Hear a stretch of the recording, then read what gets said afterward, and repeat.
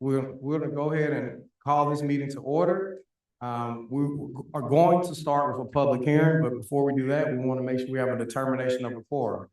Can you state that you're here or present, starting with post one? Bath, post one, present. Mark Brown's post two, present. Ryan Smith, post three, present. Ray Nunez, post four, present. Post five, present. Six, present. Okay, we have a determination of a quorum. We will go ahead and start our public hearing. Our public hearing is for the millage rate. This is our third public hearing. Just for the public to know, state your name and address if you want to be recorded into the record. And as well, that council will not be able to respond during public hearing.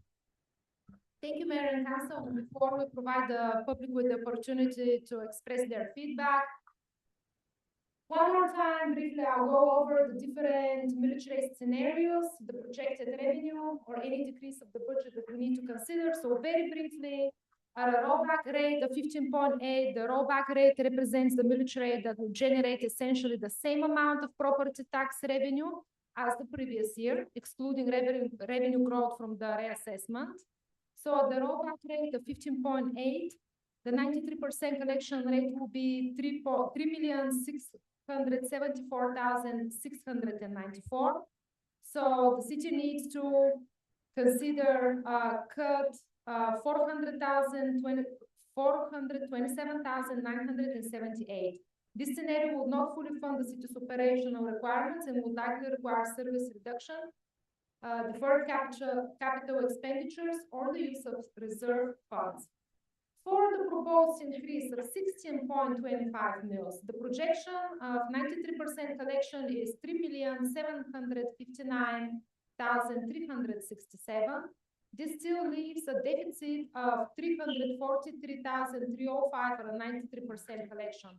While this reduces the funding gap, it does not fully address the city's budgetary needs.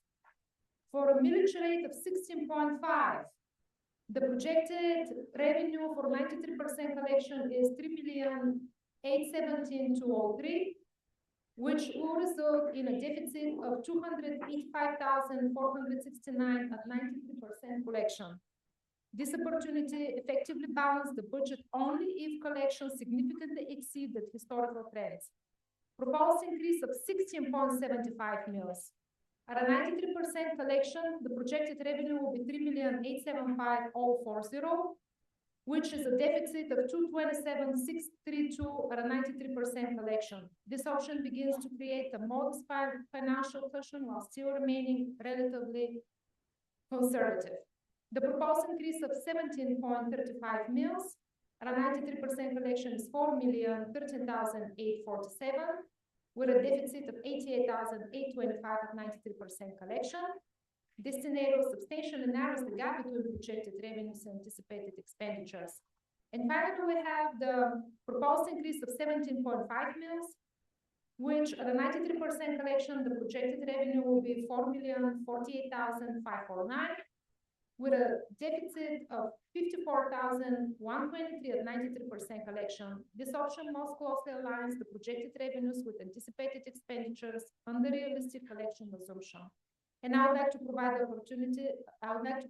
public with the opportunity to express their feedback and thoughts on the proposed millage rates. Thank you.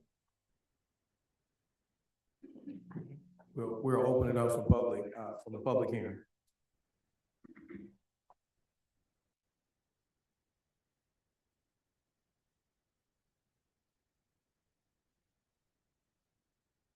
Anthony Smith, 1203 Park Boulevard. This millage rate increase was planned back in October when the current budget was created.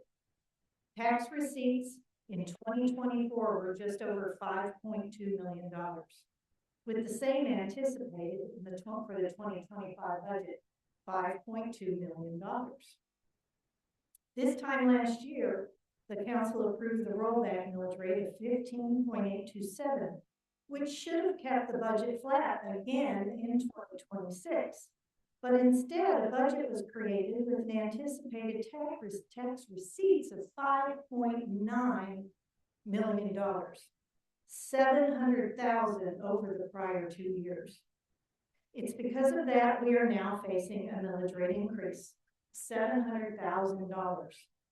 No effort has been made by staff or council to revise the budget and prevent that from happening. I set my personal household budget based on what I anticipate earning. And if I earn more, I get to buy or do something that was not in my budget. Or I save it for retirement. When I earn less, I have to cut back. My home's value increased this year, $95,950, which is 25% more than last year. And it's gonna cost me $800 in city taxes additionally. My budget's now blown by a tax increase I didn't anticipate. So I'm going to have to make cuts to my budget so I can pay my tax bill. Why should I have to do this when the city won't reciprocate? I know you don't control the valuation process, but you do control the budget and millage rate. I hope you vote to do the right thing tonight.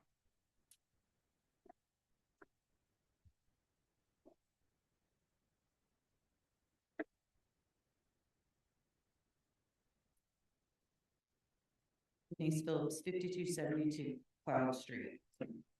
You guys are being asked to make a big decision tonight. And it is my opinion that you haven't been given the information to make that decision. You were given two major things last year that threw us over budget.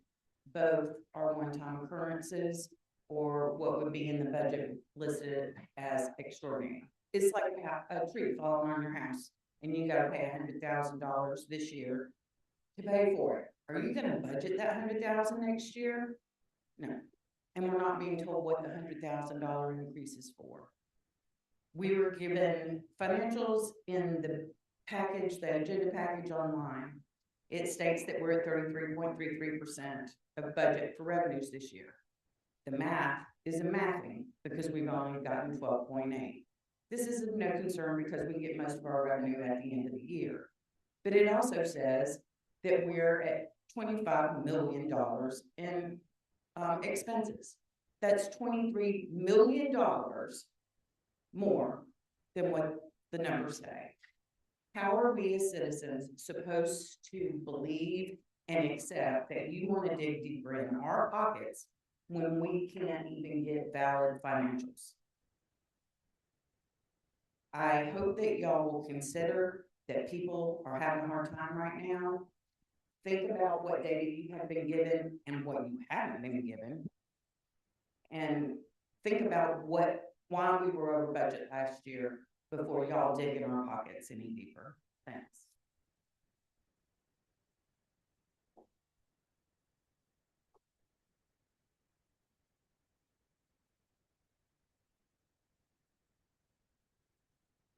Congratulations to the New York Knicks, who earned the title of 2026 NBA Team Cup champions. The team was led by Jalen Bronson, and I can think of several reasons why he also was named the MVP player of Gina Stroud Cox. I didn't know what I said, but anyway, Name address on file, right? I know what that's like. Just- 787 4th Street, Stone Mountain, Georgia. For the record, if it's pertaining to the millage rate, okay, all right. I will tie it all back together. Trust. Yes, he is a stand-up player on and off the court. He leads with confidence and demonstrates practicing hours and hours. In 2024, Jalen signed a contract for the 25-26 season through the 28-29 season for a 4-year, $156 million contract. At the time, he was eligible for a 5-year contract of $269 million, but he decided to sign for the 4-year contract, giving up approximately $113 million. He made the decision to help the team. We are the team. It allowed funds to be available to help the coaching staff and the owners to build a winning team. So now you ask Gina, well, why do you bring that up? So glad you asked. Simply put, everyone has a part to play. If you receive a paycheck from this place, we help pay your salaries. So if you increase your millage rate, then you too should consider where and how your salary should be adjusted. There have been discussions on cutting this program, cutting that event, getting rid of that contract. So as someone said on social media a few days ago, only 2 of the 6 council members gave suggestions on how some funds should be reallocated or increase the revenue. So if there's something that we all are missing, would you all please so kindly share so that we can get a clear picture of where you all stand?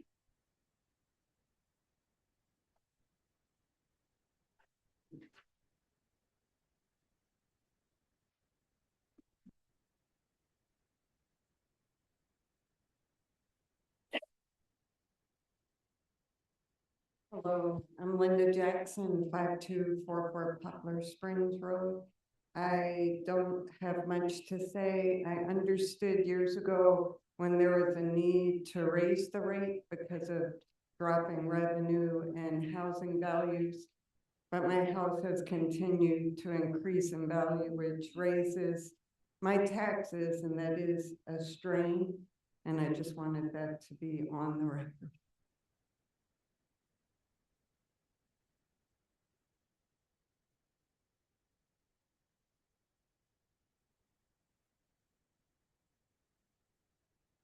Up and down.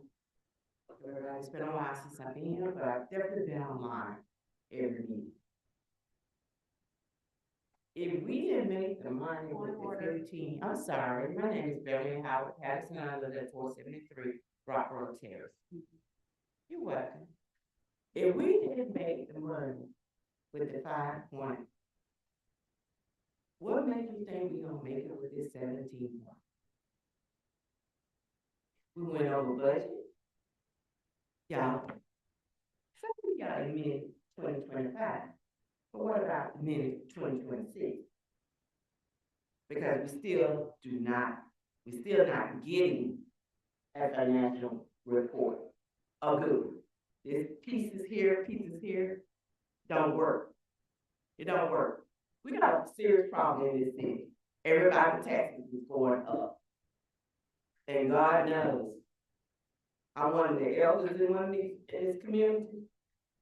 I don't have that kind of money to be paying that kind of tax.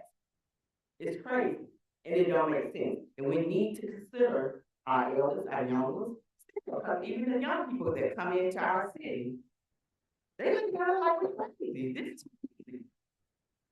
The money is got to be fixed. Our money and our house need to be fixed. And your house, your money is correct. And this is our house. We pay all y'all to like me say. We need to get this straight. Cause it's not making sense in my budget with my husband. My husband don't come with this. But he don't lie now. And he listens to this. It's not making sense. And it do want to make you want to move out of the city. I've been here too long to move. I raised all my kids up here in this city. I'm raising grandkids up here now. I can't afford to live here anymore. But it's Stone Mountain, I love Stone Mountain. I've been here over 27 years. Y'all got to do better with this budget. Y'all complain about the old. We still got old people on health. It's not getting better. It's not. Every time Hug saying something about the budget, but we keep ignoring it. Y'all Stella keeps spinning, he's spinning, but y'all ain't working the problem out. That 17 that y'all trying to raise up in here, it's not gonna work. It didn't work with the 15, and it's not working because people cannot afford to pay it. So we need to come up with a new plan. Work on that.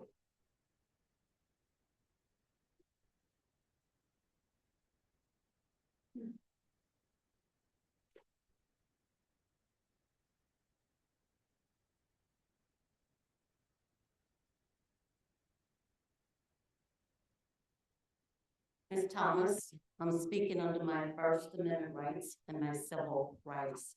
My address is Rockborough Terrace, Belmont, Georgia, 30083. There is no law that says I have to say my house address for my comments to be on this open records meeting minutes.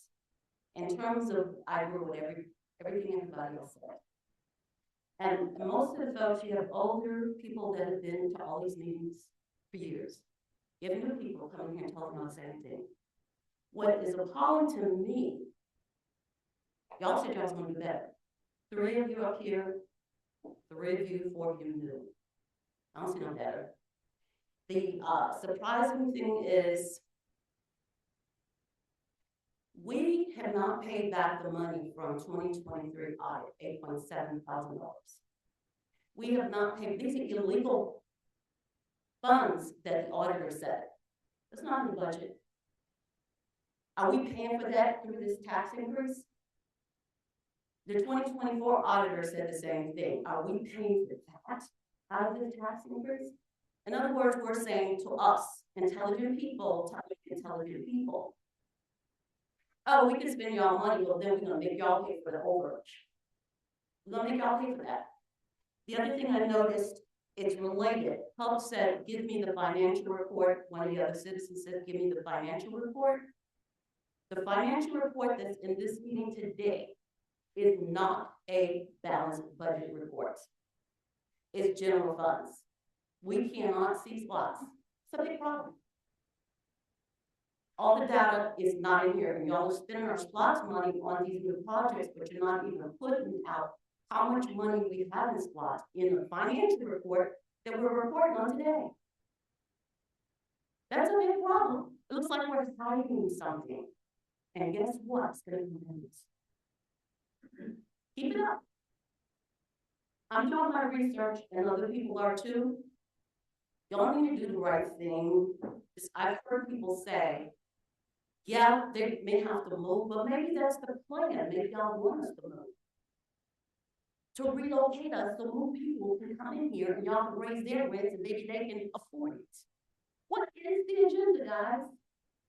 We invested in the city, but we're not being invested back for what we put into it. And you all should be ashamed of yourself to not listen to us. A fraction of a percent is not enough. And because the resolution is in the agenda after this meeting, it looks like y'all already made your mind up, like I said last time. What we said here don't matter, but it's on record. That's okay. Thank you.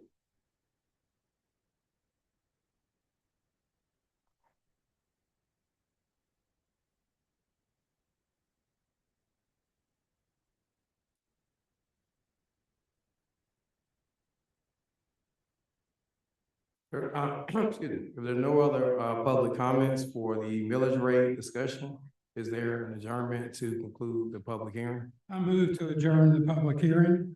Second? All right, there's a motion and a second. Any further discussion? Okay, we'll call for the vote, starting with post 1. Post 1, yes. Mark Brown, post 2, yes. Brian Smith, post 3, yes. Kay Nunez, post 4, yes. Elaine Vaughn, 6, yes. Okay, that's a unanimous vote to conclude the public hearing. We will now move into our regular council work session meeting. So we'll call this meeting to order. We'll do another determination of the quorum, starting with post 1. That's post 1, present. Mark Brown, post 2, present. Brian Smith, post 3, present. Kay Nunez, post 4, present. Jordan, post 5, present. Elaine Vaughn, post 6, present. Okay, that's a unanimous vote. We have a determination of a quorum. We will now have a 30 seconds moment of silence.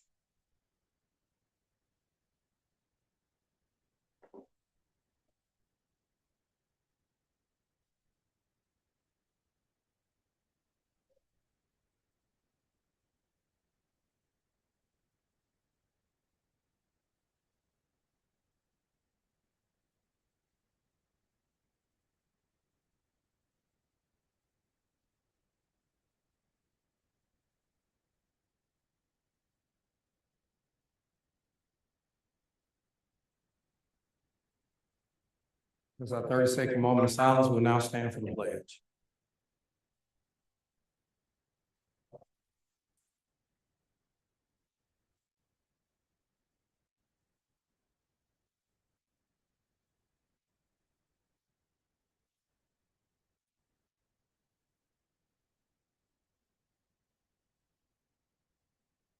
We will now open our meeting for citizens' comments. If you did not have a chance to get a citizens' comment card, they're out back, but once citizens' comments start, we will not take any more citizens' comments. The rules of the quorum are on the monitor in the back. Each citizen will be granted 3 minutes. Please state your name and address for the record to be recorded into the minutes. All right, we will now open it up for citizens' comments. Mayor Council.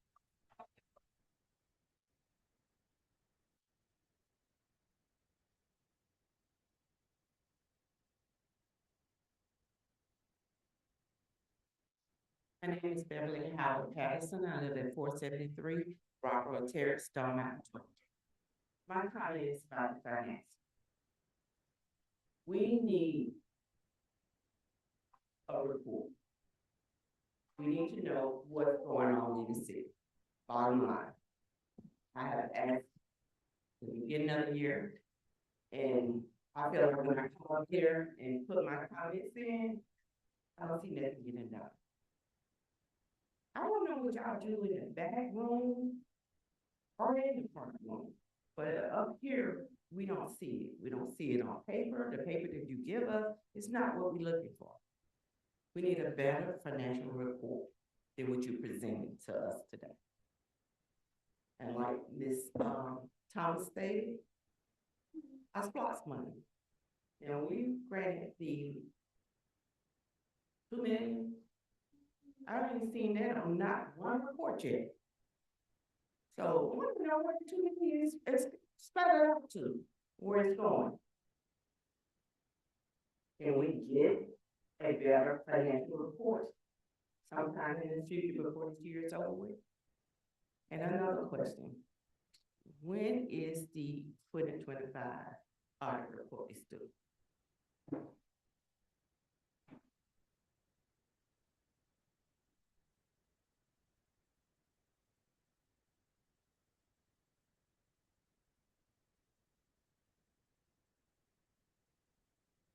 So I'm Ginger Criswell, 6535 James B. Rivers. I am here, talked about it many, many times, as you know, the area where James B. Rivers hits Memorial Drive. That area is a major entryway to the biggest tourist attraction in the state of Georgia, which makes me think that we could get funding, we could get assistance, maybe from some of the senators. We've got one that's up for re-election. He might be able to help with doing something to really, really redo that whole intersection right there. But also that whole area, the little side street that goes off between JBR and the new BP is really, I mean, I've never been to a ghetto, but I feel like I am when I drive down that road. I don't know what a ghetto is like exactly, but I imagine people are dealing drugs, there's graffiti, there's garbage, there are vehicles parked there that shouldn't be parked there. There are, yesterday there were at least 3 shopping carts piled up higher than me with all kinds of crap. And now my neighbor said he saw a prostitute having sex right next to the dumpster. Now, all of this is visible from Memorial Drive. They go in and out behind the dumpster. And somebody else told me they've actually seen them dealing drugs. I saw them dealing drugs before it was a BP, when it was the whatever it used to be. And they shut that down and they've tried to do renovations, but how can, who wants to go there? I don't feel comfortable. I didn't go there today to get a Diet Coke. I drove way down Memorial Drive because I felt safer. And, I mean, maybe because I took pictures, the other day and they were yelling at me, but anyway, but anyways, I didn't want to get, followed or something. So, or, anyway, but I would like for every one of you to please drive down that street. Go down, all you have to do is go down James B. Rivers. We need to work with the county to annex that so that we can get some control over it. Until I started going before the county sending, not before the county, but sending, you know, emails to them and to the city council. It was never even on their radar at all. Now occasionally they come out and do a cleanup, but the street has no name. First of all, it needs a name, it needs a stop sign. I mean, I had people from the county going, well, if it doesn't have a name, we can't clean it up, so. Thank you. Anyways, just please do that. Please drive down there. Thank you. I have no other comments at this time. Okay. There are no other citizens' comments. We'll move forward to the review of the journal. Good evening, Mayor and Council. You have before you the May 28th meeting minutes requesting your consideration and approval. I move to approve the May 28th, 2026 meeting minutes. A second. All right, there's a motion and a second. Any discussion? We'll call for the vote, starting with post one. Post one, yes. Mark Mariano's post two, yes. Ryan Smith, post three, yes. Katie Nunez, post 4 Post five. Post five, yes. 6 years. Okay, that's a unanimous vote for the consideration of an action on the request to approve the May 28th, 2026 meeting minutes. Your next set of minutes is from the June 2nd, 2026 meeting, requesting your consideration and approval. I move to approve the June 2nd, 2026 meeting minutes. I second it. All right, there's a motion and a second. Any further discussion? We'll call for the vote, starting with post one. One, yes. Mark Mariano's post two, yes. Ryan Smith, post three, yes. Katie Nunez, post 4 Post five, yes. 6 years. That's a unanimous vote for the consideration of an action on the request to approve the June 2nd, 2026 meeting minutes. You next have the June 4th, 2026 meeting minutes for your consideration and approval. I move to approve the June 4th, 2026 meeting minutes. A second. We have a motion and a second. Any further discussion? We'll call for the vote, starting with post one. Post one, yes. Mark Mariano's post two, yes. Ryan Smith, post three, yes. Stay because I was absent that meeting. Post five, yes. Post 6 years. Okay, we have a 5-person vote with 1 abstention on the consideration of on a request to approve the June 4th, 2026 meeting minutes. And lastly, you have the June 8th, 2026 meeting minutes for your consideration and approval. I move to approve the June 8th, 2026 meeting minutes. I second it. We have a motion and a second. Any further discussion? If not, we'll call for the vote, starting with post one. Say for that particular date, I was not at the. Mark Mariano's post two, yes. Ryan Smith, post three, yes. Katie Nunez, post 4 yes. Post five, yes. Post 6 years. Okay, we have a 5 yes and 1 abstention for consideration of an action on the request to approve the June 8th, 2026 meeting minutes. Thank you. All right, thank you. All right, we have a reading of the communications. There are none. Okay, we'll move forward to the adoption of the agenda of the day. One revision to the agenda, we would like to add the emergency repair of the HVAC system at the GMC building under, I'm sorry, at the depot, under new business item number 1. So I move to adopt the agenda of the day, adding the GEFA funding for the HVAC unit for the Stone Mountain Depot under new business item 1. A second. We have a motion and a second. Any further discussion? We'll call for the vote, starting with post one. Post one, yes. Mark Mariano's post two, yes. Ryan Smith, post three, yes. Katie Nunez, post 4 yes. Post five, yes. Post 6 years. Thank you. Okay, we have a unanimous vote to add item under new business, the emergency repair for the GEFA funding for the HVAC system at the train depot. Okay, all right. We will now move forward to our committee discussions. If there are any.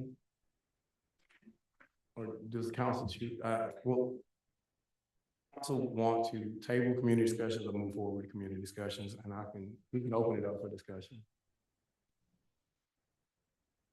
We only have one. We only have one, all right, we'll go with community, all right, we'll go with community discussion. And we have, Stone Mountain Community Garden. Council and Mayor. Good evening. I get our report for the record. There are a couple items that I would like to add to it. Sort of update you between what's happened since they were submitted. And first, I want to thank the Public Works Department for the great job they did mowing and taking care of the bathrooms and helping us get ready for the brunch that we had celebrating the 15th anniversary of the Stone Mountain Community Garden at 15th.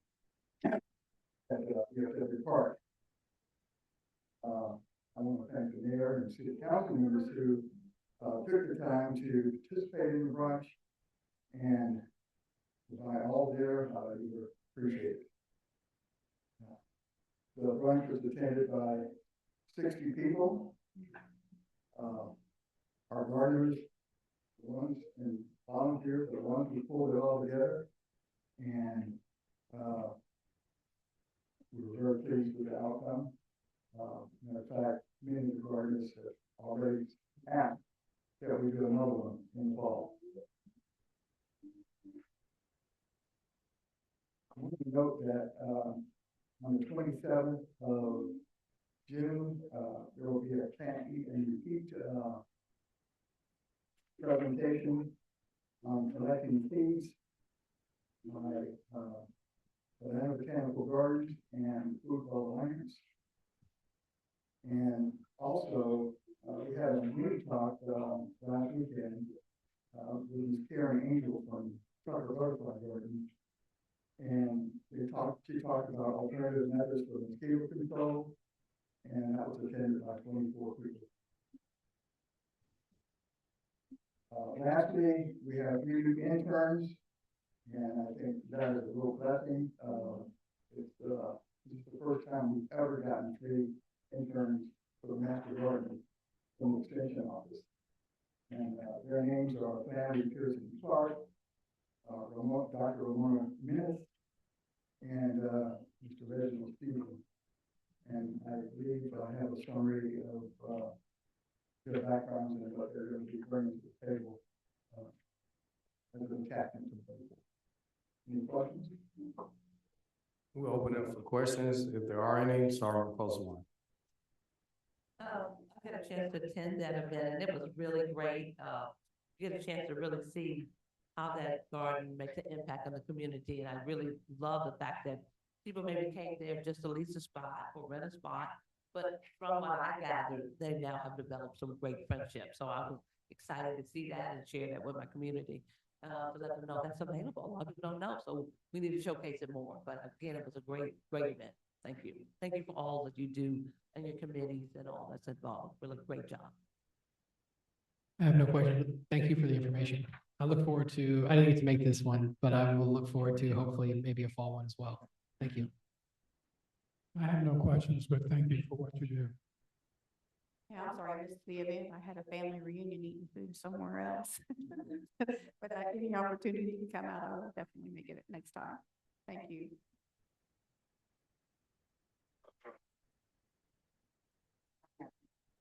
I enjoyed it. Great event. Thank you so much. Okay. If that's all for community discussions, we'll now move to our staff reports.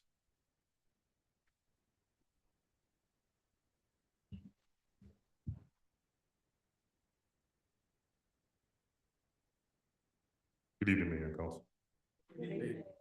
I'm here to give you your staff reports for public safety. I'll start off with our City of Stone Mountain crime statistics for 2026 for the month of May. These statistics include our diverse group A crime, which is our national incident-based reporting systems, which used to be FBI park run crimes, and simple assault and frauds, which are our diverse group B crimes. We had a total of 3 aggravated assaults, 6 assault and batteries, 1 burglary, non-forced entry, 12 larceny or theft, and 4 frauds reports. And as far as our police statistics for our shift activity, we had a total of 189 calls, 26 arrests, 370 citations, 140 warning citations, and 80 parking citations. We had 189 incident reports, 11 domestic calls, and 8 accidents. Also, for the month of May for code enforcement, we had a total of 57 new cases. We had a total of 20 citations issued, a total of 54 road signs removed. Also for blight and nuisance, so 935 Main Street, 900 VFW Drive, and 5471 Off Street. Those properties have been designated as blight properties. The property owners have 30 days from receipt of their notification to request an appeal hearing before municipal. Also, there's a nuisance abatement hearing for 806 Ridge Avenue that has been reset for July. That concludes my report for monthly stats. I'm ready to entertain any questions that you may have. We'll open it up for questions, starting with Councilman. But thank you again. I wanna say thank you for all that you all do. Thank you for the police officers. Each day you guys go out and risk your lives. So we wanna let you know we really appreciate all you guys do. Appreciate it. I have no questions. Thank you. No questions, Chief. Thank you. The only thing, do you have anything that we can do about that street that runs over there by Miss Griswold? Is any of that need in the city? No, James River Memorial after a certain point. How about that side street that she's talking about? It's outside the city. It's outside of our jurisdiction. That'll be the CAPCOM. And that's one of the problems that has been going on for a while. And Ginger's been, Miss Criswell, I'm sorry, has been a great advocate for the city, trying to make sure we get it handled. She's been communicating outside of jurisdiction, but it's outside of our jurisdiction now. If you would like to take the time to try and get with other constituents, other elected officials, and try to send some emails and see what possibly you guys can work out to help out as much as possible, that'd be great. As of right now, that's just out of our jurisdiction. Maybe we can work on trying to annex it to our jurisdiction, and then we can have more say so. Thank you. I just want to make sure that none of that's. Yeah. Yeah.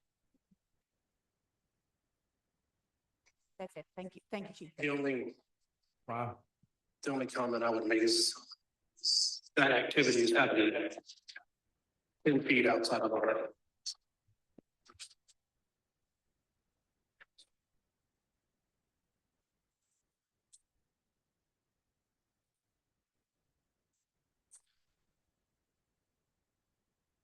Yes, sir.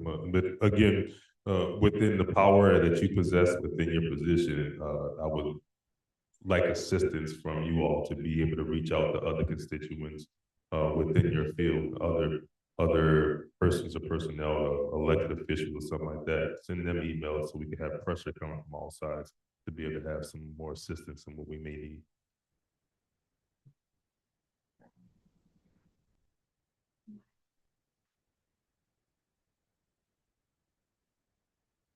Six. No question. Yes, ma'am. Thank you so much. And on the discussion, JBR, I do appreciate the idea of annexation for us to be able to kind of clean up our boundaries. But also as I guess in this position, I will do my part on reaching out to our commissioner and our CEO of the county to see if we can get some assistance on cleaning up our edges. So thank you. Yes, sir. Y'all have a great evening. Well, I'll see you soon. Thank you. Thank you. All right. We'll now move forward to the city manager's report.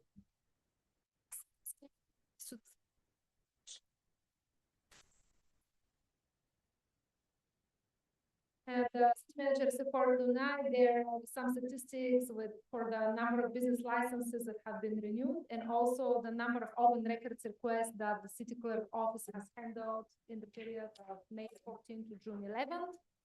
A very quick update that in May also our city clerk attended the annual recognition ceremony at the Georgia State Capitol, where city clerks from across the state were acknowledged by Governor Brian Kemp for their service and also contribution to local government. On the side of human resource, we had representatives from Georgia Municipal Association who came to City Hall to educate current employees and also the new employees that we have recently hired on their benefits and the program that we're currently running for the city of Stone Mountain. Let's go to Public Works, please. Public Works Department and also Stormwater continue to make significant progress on regulatory compliance. So city staff coordinated with DeKalb County Watershed Management and obtained access to the county's GIS system, which is very important for us. We're aware of the infrastructure ownership and also the maintenance responsibilities. We're also providing access to information regarding the water and also sewer system for the city. Staff completed and submitted the city's stormwater management plan to the Georgia Environmental Protection Division. This is a mandatory report. In addition, staff finalized the city's annual MS4 report, which documents the action taken during the previous reporting period to comply with the state stormwater requirements.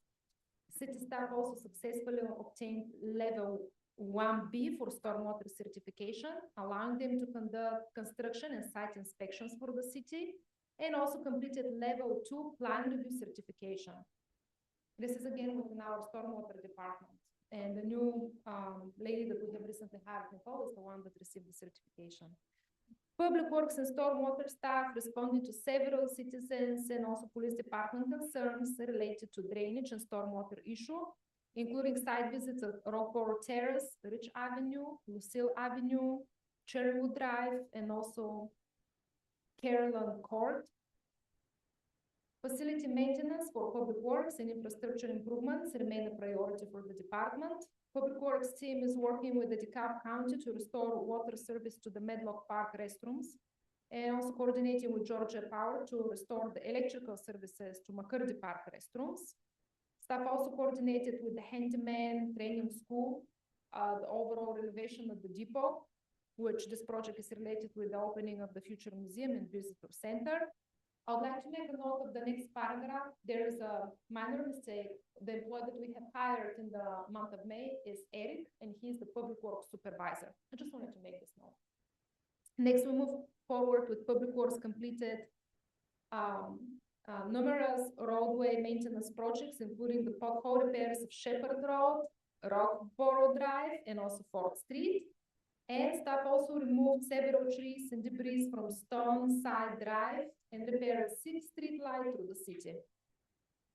The department received an address 14C Click Fix services. The request involved plugging storm drains, fallen trees, roadway right-of-way debris, and low-hanging branches. Very good note about C Click Fix. We'll keep educating the community, and we'll keep posting in social media and advise the community to please submit C-Click Fix tickets. Some of us are going on vacation or overseeing the day-to-day operations, and we're still receiving either email or paper, so we'll keep educating the community. But if any council member receives any complaint or report, please ask the residents to report to the C-Click Fix, because they can report on the successful projects. Next, planning and zoning. Very important updates. Comprehensive plan. Atlanta Regional Commission will be hosting an open house meeting on June 23rd. So the community is invited to attend that meeting at 5380 Studios at 5:30 p.m. Atlanta Regional Commission will have posters and supporting materials for the current status of the comprehensive plan, suggestions that have been made, and kind of this is an opportunity for the community again to go and provide a final overview of the comprehensive plan before Atlanta Regional Commission and city staff starts actually putting the draft document together, which will be presented in October to council. Historical survey, the historic district survey is scheduled for June 15 and 16. And during this effort, every property within the historic district will be surveyed. Staff is consulting, staff and the consultant that are working on the survey. We'll collect data regarding the property conditions, and we'll take at least 2 pictures of each property. We'll also do a social media post so people are aware. So these are staff representatives and consultant officials working for the city, partnering with the city when such visits are made. Another important update on the planning department. If any person is interested, resident is interested to serve on the planning committee and the HPC, please let us know, because we have several vacant positions with involved committees, and we need to move forward with our meetings, but we do need also members to serve. So if you have any person that is interested, please connect this person with me. Then we have permits, and we'll see the number of permits and collection revenue of 7,500 for the month of May.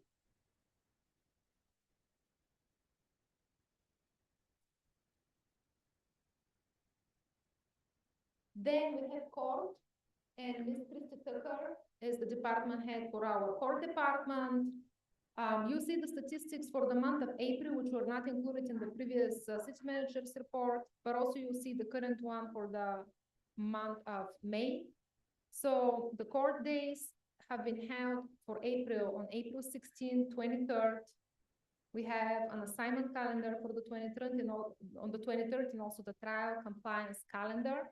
And you'll see the different, the number of people, the defendants that were scheduled for that day, and also the total citations actually that have been issued for that day. Final amnesty statistics, amnesty run for the month of March, and those who had to come to court attended court on April 30th. So there were 59 citations were handled during the amnesty program, with 47 paid in full. And then we have the statistics for the month of May, with the arrangement calendar of May 21st, and also trial compliance, again, May 21st. And the different number of total citations that have been handled. Next, we're moving forward to the capitals projects. The latest and very positive news is that the new City Hall parking lot is open.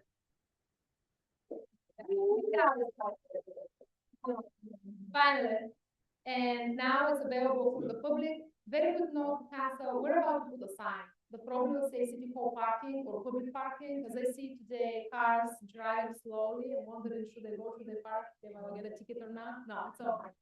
It's open with the social media post, but give us some time. We're going to order the signs on both streets so people are aware that this is a public parking for City Hall. Long name project, we're in the process of finalizing the agreement. And City staff will kick off meeting with JLL, in which we're going to discuss the future RFP. So we're really pushing on this project. Street paving, we're moving forward with Richmere, the paving of Richmere Drive, and within 2 weeks, we're about to know exactly the day the paving will start. So we're going to do another announcement on social media, and we're going to notify the residents of that neighborhood. Depot and also museum, we're targeting this Friday is the celebration for Juneteenth, which can we go to the next page, please? We'll see the flyer for Juneteenth. We're gonna have several special guests from the county that will be key speakers. Madam CEO will be one of them. Commissioner Shakari Johnson is sponsor of the Juneteenth event, and we appreciate her support. The special event will be kind of around the gazebo, between the depot and also the gazebo green space. It will be this Friday between 5 p.m. and 7 p.m. And residents are invited first to attend the ceremonial speech and later to do a tour preview of the future museum, where there will be an exhibit of Juneteenth and historic Shermantown. So historic society committee are the one assisting with putting this exhibit, organizing the exhibit together at the depot. And then we have some supporting pictures of different events that council has attended. And this is the end of the city manager's report. Let me know if you have any questions. We'll open it up for questions, starting with post one.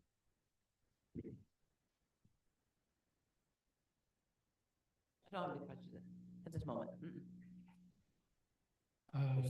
No questions. The only thing that I would ask is that I did get, I was reached out to by a neighbor for the Hearthstone drain stormwater issue. And I just wanted to keep a reminder of, I understand that we are being strategic and careful about what projects we're doing, but at the very least, if we're going to close that out, if we could just like clean that area up and just, you know, make sure it's safe, because we kind of started it. And I'm not saying that we need to, I don't know what the full plan was, but at the end, if we could just get it closed up, at the very least, I'd appreciate that. Thank you. My comment is on page 33. Staff also responded to after-hour emergencies, including a down tree on Ridge Avenue and trash debris control efforts on Main Street and at Leland Mason Park during Memorial Day weekend. Just want everybody to understand that they are on a 24-hour clock and they do anything that the city needs. Thank you. Those four. Just a few things. I want to emphasize the importance of the citizens using SeeClickFix. I know that it is a great way for our citizens to report things when they see them, whether their lights not working or whatever. But you get an email back from them, and then you actually have that communication that has been resolved. So it's not left hanging out there. That's one thing. On the historic preservation, when they're going around taking pictures, do they have identification on them so that people know who they are? They will. They will. Okay. And then I had one more thing I wanted to ask on communications with Brianna. Can we make sure that we're putting new information on the bulletin board out here on the pathway of things that's happening in the city, because there's nothing been posted since I think probably January or February. So it'd be great to get information up there on that. But thank you. Those five. For the next report, can we get a grants update? Sure, I'll connect with you after the meeting so we discuss the format and the type of report that you're seeking, sir. Absolutely, yes. Yeah. Thank you. Pro six. I don't have any questions, but I'd like to say that I met the two young ladies this morning, and yes, they do have ID, because I asked, why were they in my neighborhood? And they did explain to me that they were working for the city and just taking pictures of all the historical homes here. So yes, they did have ID. Okay. One last, did you, not sure if you mentioned or not, did you mention the JBR and Forest, that sinkhole? No.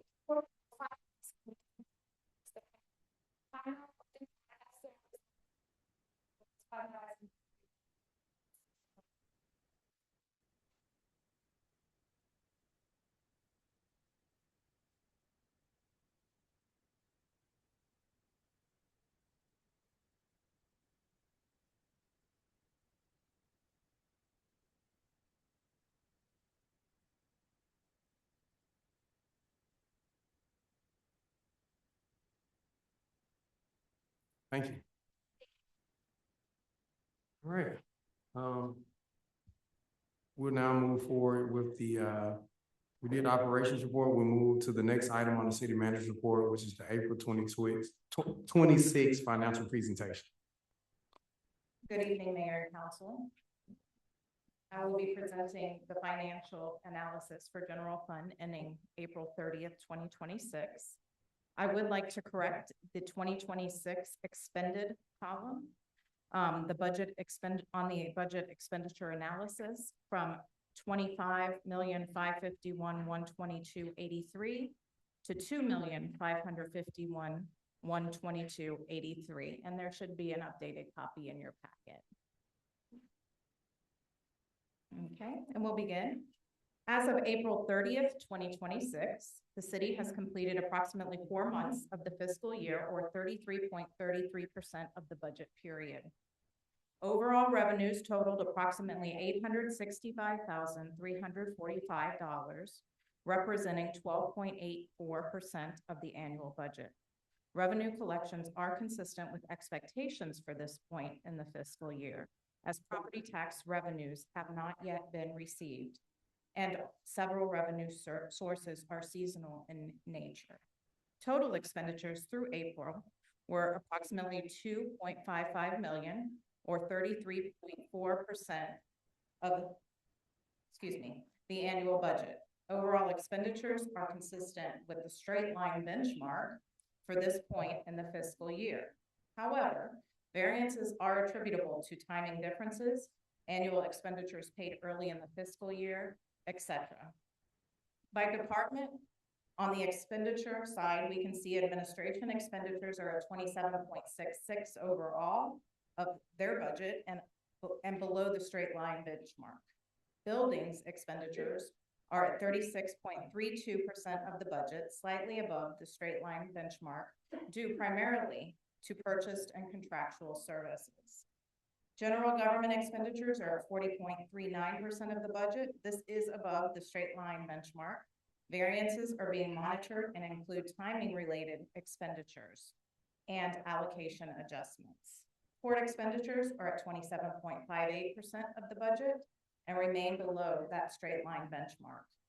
Public safety expenditures are at 35.52% of budget, slightly exceeding that straight line benchmark. Finance is reviewing expenditure classifications and payroll allocations to ensure costs are reflected in the most appropriate budget categories and that departmental expenditures are accurately reported.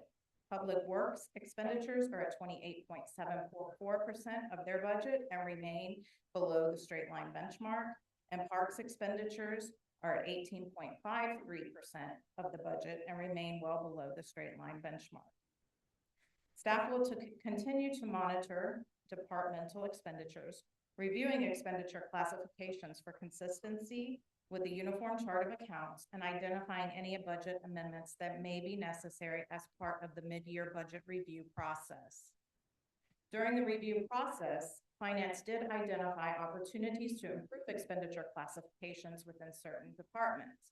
We are working with those departments to ensure expenditures are coded to the most appropriate accounts, which improves budget transparency, financial reporting, and future budget development. These adjustments do not impact total expenditures, but improve the accuracy of reporting. Also, I would like to bring to the Mayor and Council's attention that a resolution will be presented tonight for public safety, seeking approval of a confiscated asset fund and account. At the first meeting in July, Finance and the city will be bringing a resolution for the Georgia Fund 1 for 3 accounts. It will be the Small City IGA, SPLOST 2, and General Fund, and a resolution also authorizing the opening of a separate bank account for the Small City IGA for consideration of approval. I'll be happy to try to answer any questions you might have. We'll open it up for questions, starting with Post 1. I know that we do definitely have a lot of comments. What's the budget look like? When we're going to give the budget? And just listening to what you're stating, you know, a lot of times because of monies that aren't in, they're contracted things, so it's not feasible. But at this point in time, do you feel that we, as you mentioned, we're right where we need to be? Yes. Okay. And then secondly, is there a way that we can make sure that we have reports as the audience, residents are stating, so they'll know where we're at? I mentioned before, I think when we're dealing with different items in their comments, I think it'll visually, people will understand that better. I think so. I know that that's the heart, and people have to understand we've gone through a lot of transition and a lot of different accounting people handling, and so trying to get back on track. As it was stating, some of our auditing is off, or not auditing, but as far as tracking finances, it's not accurate, it's not up to date. So hopefully we could do that. And I would definitely like to suggest that we do a class, have a class with you for the citizens, that we better understand what does government financing look like. It's not your personal finance, it's not your corporate finance, it is a different monster altogether when you look at compliances, regulations, timing, ordinances, it all plays into that. So I think that if we could get scheduled, I'd love to get that in a book, I'll spearhead it, and get that so you can come in and really help us clearly understand. So when we have these questions, we all better understand. All of us are not financial gurus, we don't maybe understand it, but I think you do a good job of clearing it up, making it to the point we can understand it. So I will definitely push for that and get that on the book and schedule that for us to all have an opportunity to learn more. Thank you. Thank you. And finance will be bringing this to, mayor and council monthly. Oh, perfect. Good, great. Thank you so much. Just since a citizen mentioned it in public comments, could we get a really quick brief update on where we're at with the audit and like what stage we're in? Sure. So finance has put together an RFP for auditors. It is on the Georgia procurement site. And once we get the bids back and are able to come to council with a recommendation, we will do so. In the meantime, we have asked Department of Accounts and Audits if we are eligible for an extension, in which we are. Yes, and that's what I just wanted to say. The reason why we're behind schedule on the audit process is we had auditors, and then we realized that they had a conflict of interest with one of the litigation cases that's currently going on. They were serving as auditors for someone who's suing the city. So we had to ask for them to step down, and so we had to start the process over. So I just wanted to make it clear for the record why we are behind schedule. Thank you. Thank you. That's huge, and I appreciate that because finance has been working very hard to put that stuff together. So we are not behind on getting the 2025 stuff together for them. Yeah, I know I just asked you that before the meeting, and when that question came up, I felt it'd be important to let everybody know. So I appreciate that. Thank you. No, the only comment I would have is if you could make one slide that shows the different funds that we have that several of the citizens wanted to know.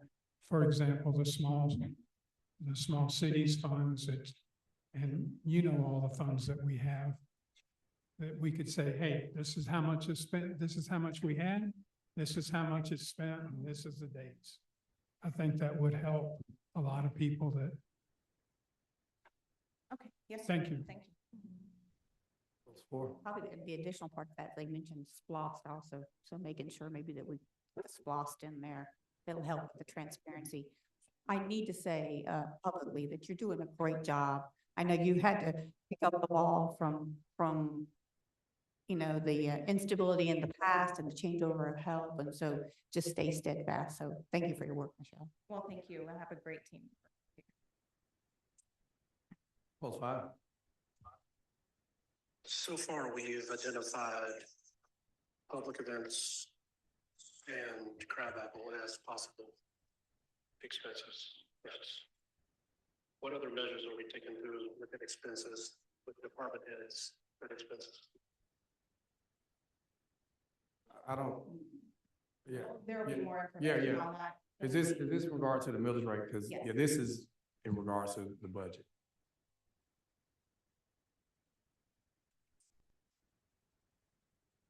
Councilmember Jordan.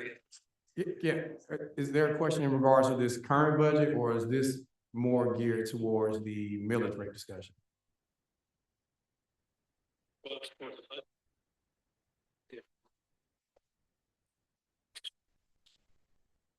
Okay, yeah, so to keep us on track, this is more for a budget review of the kind of year to date from, I guess, January to April, correct? Correct. Yeah, so any questions regarding the report?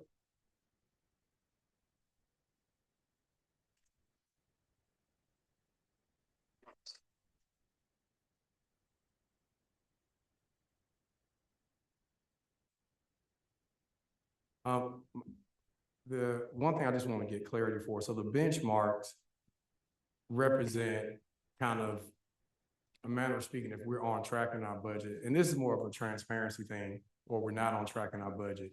And it will help our council to be able to understand, like, hey, guys, we need to slow down, pull back, or, you know, where we're not spending enough, well, maybe not say not spending enough money, not in the millage rate, but it gives us an idea of kind of where we are in the middle of the race, correct? So these are really good things for us to be able to look at, to gauge, you know, for instance, if we're halfway through the year and we're 20% up in a one line item, then we have to start looking at that. And is finance looking at that? Or, hey, what's happening when you see those benchmarks over that percentage? So we are looking at the 33.33%, which signifies the 4 months that is in this report.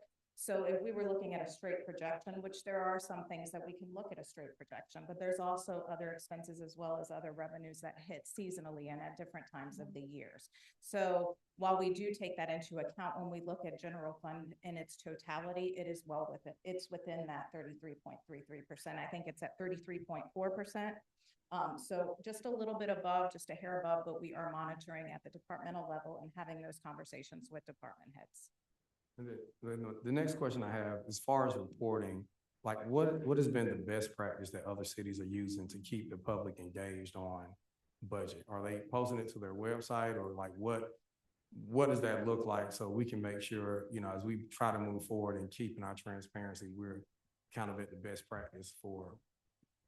I think it would be a good idea to put this financial analysis, which will be monthly, on our website, and I believe that there is space to do so. Correct. Okay, great.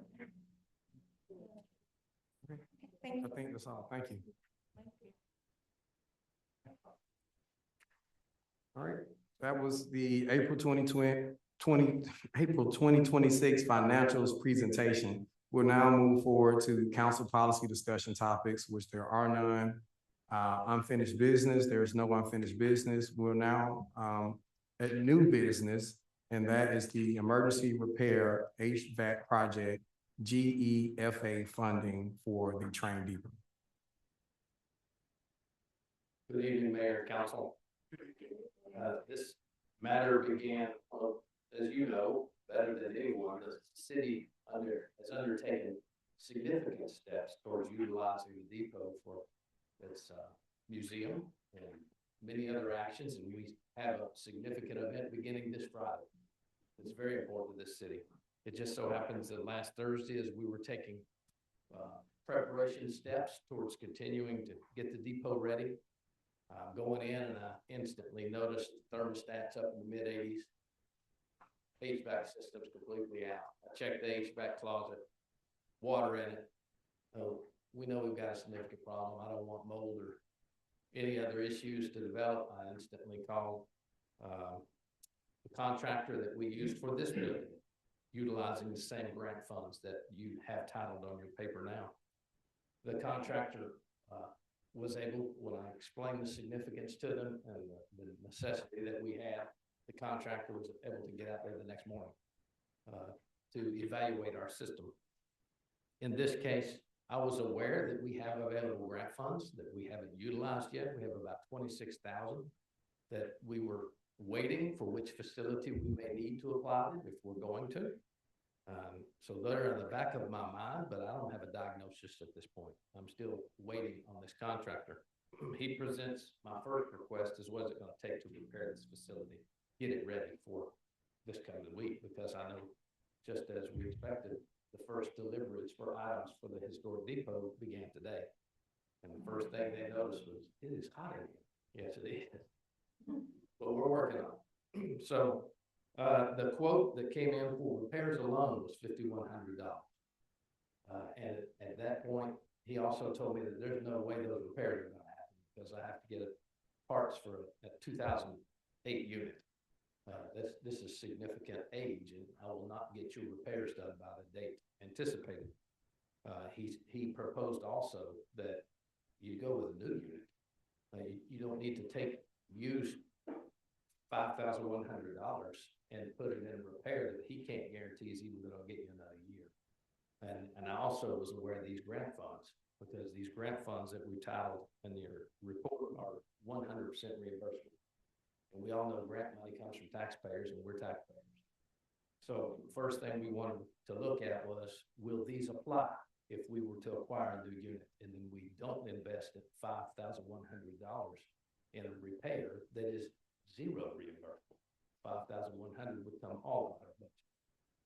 So as late as today, was on the phone with GEFA, following up with everything the contractor got me in documentation, and was able to verify that due to the circumstances and due to the fact that we did use this same contractor before, and it was quoted, they will support us and can submit this project for grant funds. It would be 100% reimbursable. They understand our situation and they concur. And this way, we do not take $5,100 out of our own general budget and get nothing in return for it, basically. We're able to get a 5-ton for 5-ton unit. The cost on this quote is $17,112. It would be with Legacy Mechanical. And again, it would be utilizing funding through the GFA, the state GFA organization of the Energy Efficiency and Conservation Block Grant. And this will, if this is approved by council, we would initially pay for this out of capital outlay buildings and then reimburse the same funding. And that would in fact be our recommendation. Staff's recommendation comes to recommend the approval of the purchase of this HVAC system from Legacy Mechanical based upon the emergent totality of circumstances in the amount of $17,112, and then the submission of the full expenditure to GFA for grant fund utilization through this block grant program. It's unfortunate, but they can commit to us that they will get this installed Thursday, all day long. And by Friday, when we open this facility, it'll be cool in there again. And we'll have no concern over people falling out in the heat in our brand new open facility that we don't want any issues that happen. That comes as a recommendation. We'll open it up for questions, starting with Post Point. Do we have any idea in terms of time-wise for reimbursement? Do we have just kind of, because I know there'll be the question that will be asked. As soon as we gather what they require of us, they have verified it based upon review of our policy, and again, the fact that this other person has already installed another unit. We just have to get them the required documentation, and they can begin that process. It would be this budget year. It has to be in by the deadline of September 30th of this year. All grant funds for this program have to be submitted by September 30th. We'll be well before that. Okay, great, that's good, because, you know, we'll get it back, that's the most important. Another piece of good news is, not related to this vote, sorry to interrupt, but they've opened up more funds, and we're going to apply for 20,000 more. Excellent. And we're able to get it, so. And that's being smart. Already part of our tax. And that's good news, because I mean, when we can look at things like that to help offset costs. Right. And people be mindful when we have a grant writer. It was posed before prior to this council. What can a grant writer do? You have to be mindful that when we were asked, if that grant writer, if a budget is limited, that grant writer could only look for a certain amount of grants that's within that scope of work. Because when you go for grant, it's research, it's time. And so if you want to go for the big one, your budget has to be big in order to allow you to invest in the time and research to go for $1 million grants and $5 million grants. It's cost money in order to get those grants as well. So I want to make sure people know that, because that was posed before, that question before to us.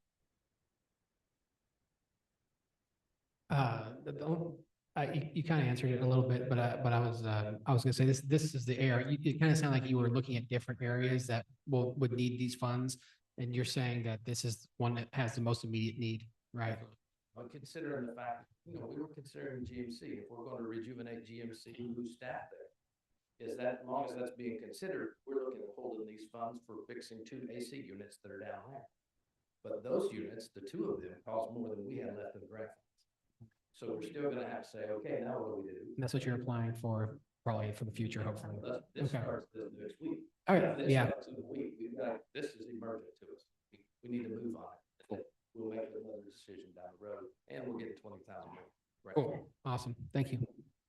Mr. Helton, will this HVAC system serves both sides or just one side? Designed for one side, just like the current system. So when we want to open the other side for anything, it'll have to have the same size piece of equipment, most likely. Yes. Okay. And the comment, We hope they do another grant system like this, because this particular one will not be here. okay. And you mentioned to our finance director that they can pay for it now and then the money will come back. Correct. I mean, there's no, we got in trouble one time about moving money around. I just want to make sure that we are all in agreement that, okay. Yes, I've conferred with the city manager as well as finance director and GFA I wanted to make sure we took no step forward without making sure that the state wasn't gonna throw a red flag and put us in a predicament. So all in a condensed timeframe. Thank you. I don't have any questions, but it sure is nice to work smarter and not harder. There's no doubt, in answer to your question, partly about working smarter. There are dates on this part of this old system that were in the mid-90s from when they would service the old portions of it. The newer unit is in 08. So there are service dates on part of this from back in the mid-90s. And we're definitely gonna be able to show energy efficient improvement. So. Great, great. It's a great move. Thank you. Thank you. That's all. Post 5. Can you break down the 17,000? Yes, sir. There is a quote that they provided where, of course, they remove and dispose of the existing system and all the freon, or whatever freon's left in the unit. And then they provide and install a new train system, not train as in train, but train brand system. And it is a split system as we currently have, and it's a good quality one. I knew we want to make sure we put something good quality in the depot. We anticipate that depot is going to be there for many more years, just as it has been already. It's going to require a new thermostat because of the new system and the technology. Any and all ductwork that needs adjusting. Some of the dates that we found on some of that service from the mid-90s relates to some ductwork. So some of the plenum system on the return side, a small amount will need replacing, but very little. But anything else they find while they do their inspection, just in case there's anywhere else in that system where water has left anywhere, they need to look at it, but they'll look at all that. And then all the other items, reuse electrical and modify as necessary, condenser drain lines, natural gas lines if necessary. Any and all other materials, start and test up, 1-year warranty, 5-year compressor warranty, full cleanup, and get it done within 1 day. All right, thank you. Post 6. All right. Thank you, Mr. Elton. So I would move to approve the GEF funding for the HVAC system for the historic Stone Mountain Depot at a cost of $17,112. A second? All right, there's a motion and a second. Any further discussion? We'll call for the vote, starting with post 1. Anita Beth, post 1, yes. Mark Mariano's post 2, yes. Ryan Smith, post 3, yes. Yes, post 4, yes. Ron, 6, yes. Okay, that's unanimous vote for the emergency repair of the HVAC system at the train depot. The GEFA funding will be allotted for this project. Thank you. All right, we'll move forward to new ordinances and resolutions. We have ordinance 2026-11 for 5406 East Mountain Street sign variance. Good evening, Mayor and Council. This is the second read of this variance ordinance. I would like to go over the staff report, specifically the standards for approving a variance. First, there are extraordinary and exceptional conditions pertaining to the particular property in question because of its size, shape, and topography. That does not apply here. The application of the zoning ordinance to the particular piece of property would create unnecessary hardship. The signage has already been erected. It was done without permission. They are asking for forgiveness. Such conditions are not the result of any action of the property owner. Again, the property owner installed the signs without permission. D, relief if granted would not cause substantial detriment to the public good nor impair the purposes or intent of the zoning ordinance. So the code permits 2 signs, they want 4. Staff's recommendation was to approve the variance. The planning commission, they have not approved the minutes, but it's my understanding that the planning commission approved 3 of the signs. Happy to take any questions that you may have. All right, we'll open up for questions, starting with post 1. No, so the 3 signs that the planning commission approved, currently they wanted to add another one, what they would erect. Yeah.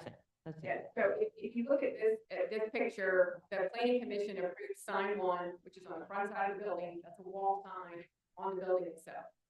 The planning commission approved sign 3, which is a ground sign, as well as sign 4, which is a ground sign. The wall sign, which is sign number 2, facing 4th Street, was the one that was denied by the planning. Thank you. That's all I want to know. Thank you. I don't have any questions. Thank you.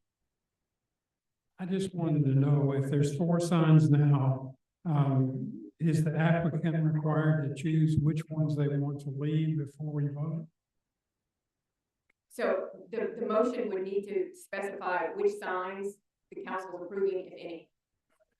They're entitled to 2, and they've got 4. I think they've actually taken 1 down, so I actually think they only have 3.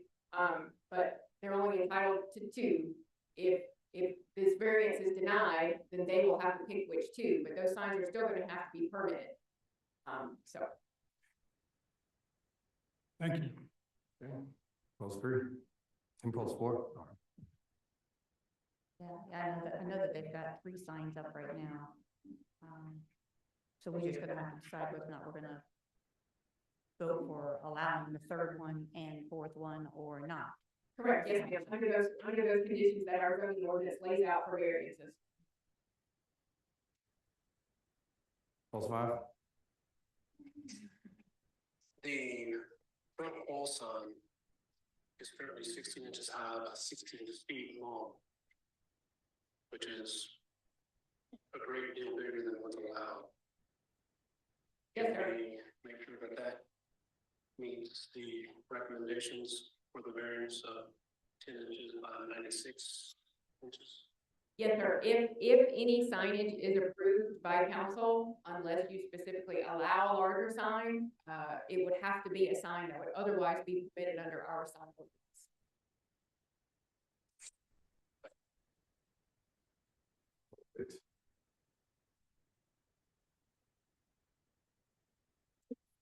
Great, they now 3 signs up. Currently, yes, ma'am.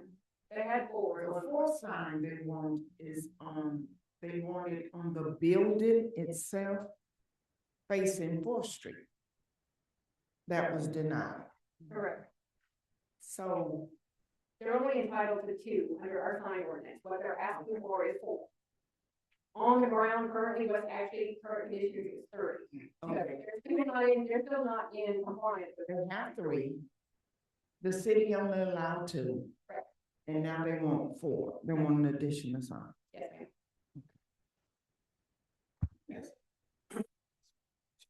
A few comments on this.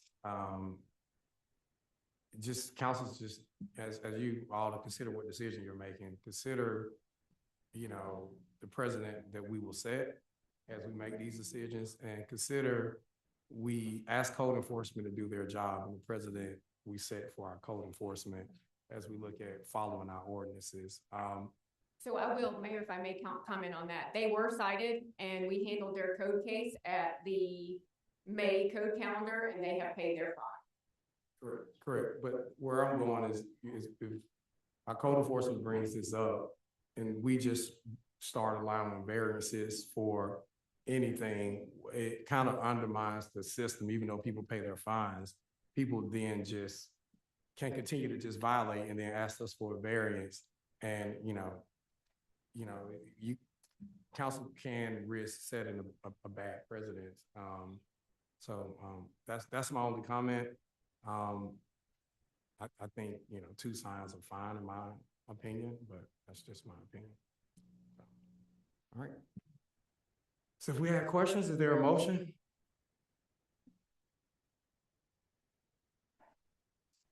Okay, we need another round of discussion, so we'll have another round of discussion starting at post 1. If the decision as a council decides to just stick with the 2, eliminate sticking in agreement with the mayor stated, would they then have to decide which 2 that they want to keep? Correct, and because none of them, it's my understanding that none of them have been permitted yet, so they can choose to and apply for the 2 that they're gonna. Makes sense, thank you. Post 2. I think variances in some conditions are valid, especially considering the fact that some of our ordinances are outdated, or, you know, maybe they need to be reformed in some way or another, but I think in this case, I don't see the utility of a third or a fourth sign. There's two faces to this building that is viewed by the street. I was thinking about it, you know, since the last time we did the reading, and I can't think of where the code would be wrong in not allowing this or anything like that. So me personally, I'm not in favor of approving this in these third and fourth signs. Thank you. Post 3, I have no further comments at this time. Thank you. post 4. The only thing I want to add to addition to about the third sign, it's on the parking lot. And so sometimes I think when you have a land lot that's not on the side of your building, but the back of your building, it identifies, especially when parking is such a sensitive issue in the city, even with the businesses, that would be one thing I think we might want to consider on the third sign, because it really identifies their parking lot. Because if not, it's street parking, and there's no street parking on 4th Street really that's safe. But I agree that I wouldn't, I would be against the third sign. But I think, I just wanted to add it about the third sign and parking. Post 5.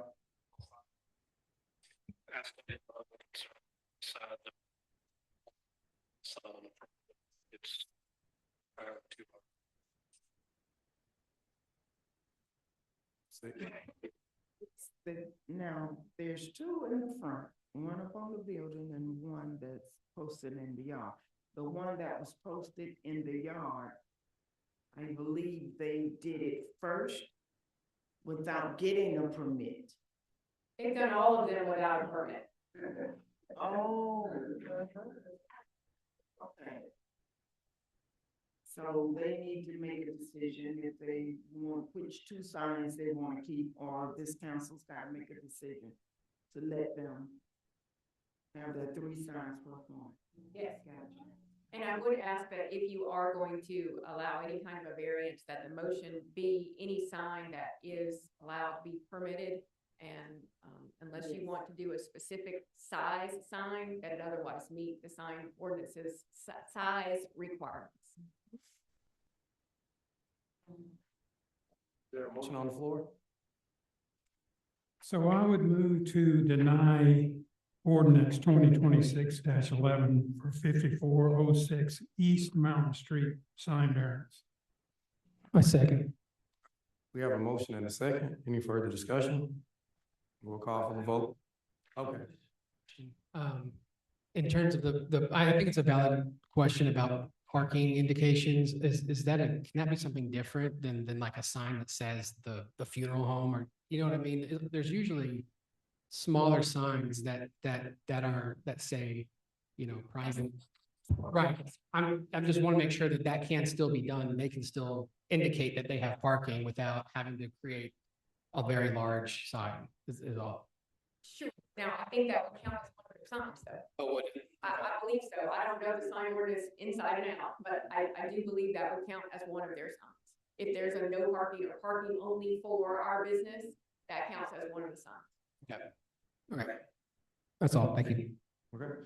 We had a motion and a second. We had a little discussion. We're now call for the vote, starting with post 1. Post 1, yes. Mark Brown, post 2, yes. Ryan Smith, post 3, yes.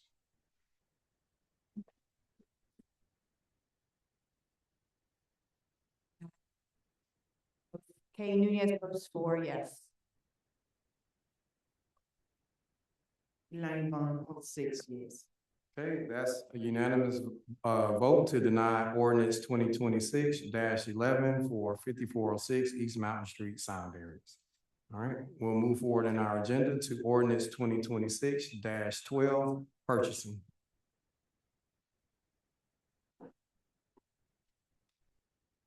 This is the second read of ordinance 2026-12. This is our attempts to try and modernize our purchasing ordinance in order to be able to make our operations and city services run much more smoothly and efficiently. I am happy to take any questions if you have anything specifically about what was changed. What we presented to you is the clean copy, but I do have a red line version if you've got a specific question about what was changed or why something was changed. We'll open up for questions, starting with post one. I don't have any questions. I don't have any questions, but I do think it's needed, just based on the fact that, I know previous city managers weren't even able to, order a new toilet to fix broken toilets. I mean, I remember that specific example, and this is part of the issue of our, not lack of service, but our extended timelines on services coming forward for things that are necessities. And I think that it's important. Thank you. Post three.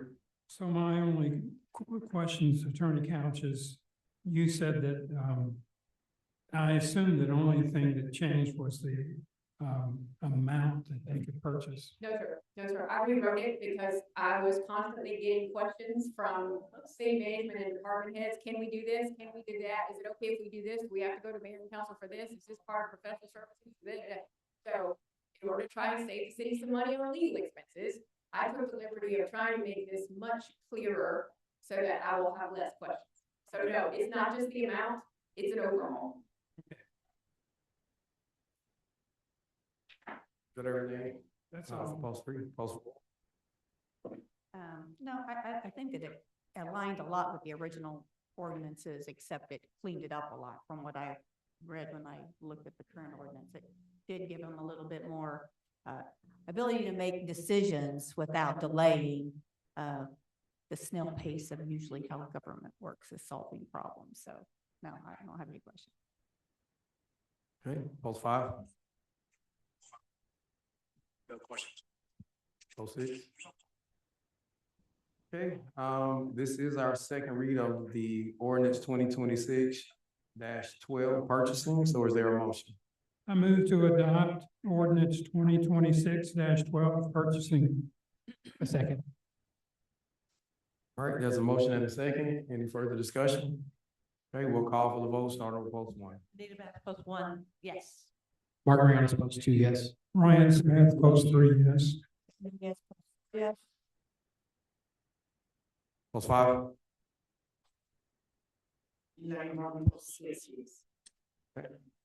That is a unanimous vote to approve ordinance 2026-12 purchasing.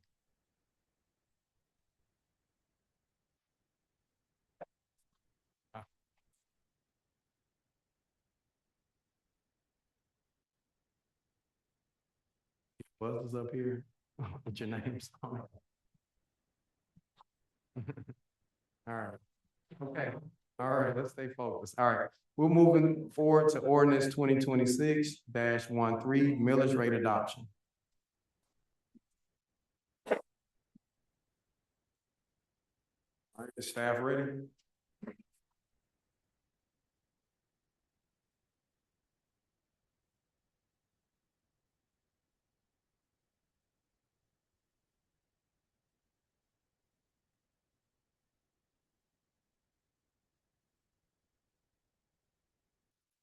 So at the beginning of tonight's meeting, we went over the different scenarios about the millage rate and the different projections for the different millage rate, what the collection will be at 100%, 93%, and potential cuts that we need to consider within the budget for the different rates.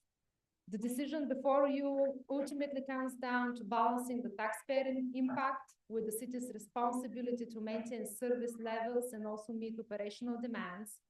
The rollback rate and lower millage scenarios create significant budget gaps that will require difficult financial decisions. As the millage rate increases, the city's ability to sustain public safety operations, employee retention efforts, infrastructure maintenance, technology investment, and community services improves substantially. Based on the preliminary digest and the projected expenditures, the proposed scenarios between 17.5 and 16.75 mils appear to provide the strongest financial stability while minimizing the reliance on services or future budget reductions. As respectfully presented, these options for your consideration, and staff ready to answer any questions that you may have tonight. We did another discussion within our departments. We already had two military retreats, two special code meetings before the public hearing for the military. Then not only from mayor and council, but we had an opportunity to hear from the community and the public, their feedback. So city staff had another gathering for us to consider exactly where the cuts or the reduction of the budget will be made. And tonight I have the finance director. She'll go over very briefly before you make your final consideration and final discussion on the millage rate. We would like to propose to council kind of new scenario for proposed reduction in the budget. Ms. Iran? Thank you, Mr. Mom. So staff's original recommendation was a millage rate of 17.5 mils. However, after listening to the mayor, council, and the citizens throughout the process, staff revisited the budget and identified additional opportunities to reduce expenditures while maintaining current service levels. I would like to thank the mayor and council for scheduling 2 additional millage rate meetings to allow for further review, discussion, and evaluation of available options and scenarios. Since the initial recommendation, the city manager proposed reducing 4 approved positions to 3 positions, which was approved by mayor and council at the previous meeting. This action resulted in a reduction of approximately $145,000 in personal services and benefits, along with approximately $27,653 being identified as a reduction in court services. That will generate approximately $172,000 in budgetary savings. Based on these adjustments and a projected property tax collection of 93%, staff has concluded a millage rate of 16.75 mils is sustainable. At this rate, the estimated budget shortfall is approximately $227,632. Staff's analysis indicates that the city can maintain its current level of services at 16.75 mils with the budget reductions already implemented and with the consensus direction provided by the majority of mayor and council to identify approximately $56,000 in additional savings within special events, thereby reducing the general fund contribution to the visitor center by that amount, bringing us to that total deficit by that comes with the 16.75 mils. It is also important to note that the proposed millage rate of 16.75 mils represents an increase of less than 1 mil over the current rate of 15.827 mils. Specifically, the increase is approximately 5.83% while still providing the revenue necessary to support city operations and services. While any tax increase deserves careful consideration, staff has concluded that a millage rate of 16.75 mils strikes an appropriate balance between fiscal responsibility and maintaining the level of service our residents expect and deserve. Therefore, based on the revisions made to the budget and the direction received from the mayor and council, staff recommends a millage rate of 16.75 mils for consideration this evening. Again, this recommendation reflects staff's effort to balance the concerns expressed by mayor and council, the public's desire to minimize the tax impact, and the city's responsibility to maintain essential services. Thank you, Mr. Ram. At this point, mayor and council, you did hear from me as a city manager in charge of the operations and also our finance director. What are the potential areas, line items that we can consider these cuts or reduction of the budget? So I would like to hear from you discussion about the millage rate, and we're ready to answer any questions that you might have. Okay, we'll open it up for questions, starting with post 1. First of all, thank you for listening to the mayor, the council, and especially the residents. I'm a resident, so we all get it. We all are residents here. And looking at that, and we look at times that we're living, we understand crisis and all that, the wars and various things. And we also understand the increase of gas and food and so many different things. But also we understand the importance of having a city that has a staff that is professional, that cares about the city, that's kept down the crime in the cities. And it's been a tour because I don't think people take into consideration, there've been ridicules, there've been postings about us, and just saying some really horrible things. But as I sit back, I don't think I've ever run a city before. I don't know how to run a city. I know to speak for the residents and be a resident and concerned about everybody, but I don't know anybody in here has ran a city before. So there's some things that we know financially. There's some people that have expert in finance. Some people know expert in corporate arenas and various things. To run a city with all the functions of a city, it's massive. And we've had a horrific situation in the city, legal issues and various things that has happened. And the city has been off track. And we're finally beginning to get on track, and it does not take overnight.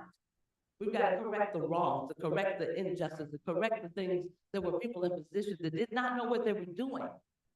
And at least we can say as a council, we are working together. We're not cutting each other down. We're not disrespecting each other. We do genuinely care.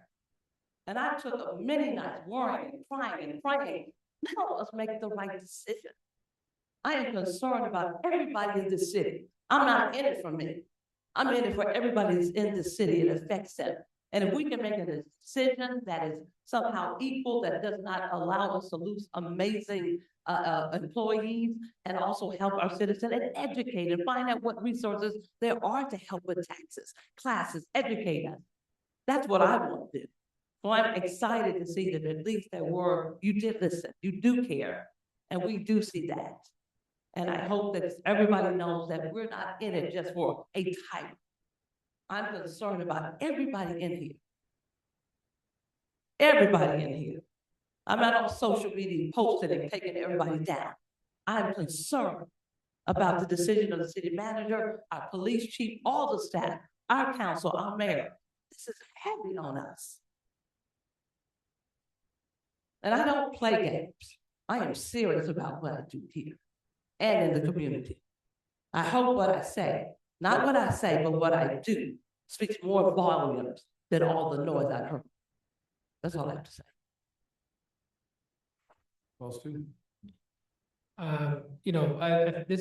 This is always a hard decision every single year, because our millage rate is, I think, overall, it is burdensome on citizens. And we are also, even though we are council members and mayor, we're also citizens. We also feel the impact of this millage rate. That's not something I'm particularly happy about in general either, but I think the thing that we need to really, and I've been saying this since before I got in, is we need to be very focused and aggressive on balancing our tax digest, because if we don't increase our businesses, if we don't look into annexation, if we don't look into, developing areas that need to be developed and fixed up and getting more businesses in here, this is always going to be a problem. We'll never get away from this problem. And the burden will always get heavier and heavier and heavier and heavier onto the citizens. Right now, we don't have much of a buffer at all. And I think that this rate that's now been proposed by the city feels like a reasonable compromise. But again, it doesn't mean, it's not something I'm going to pat myself on the back on, or that I think any of us should be happy about. It's a necessity. And I think if we are committed to fixing this millage rate, we need to be committed to diversifying our tax revenue. And it needs to be a priority. I've been saying this since every single time we have this millage rate talk. I say this over and over again.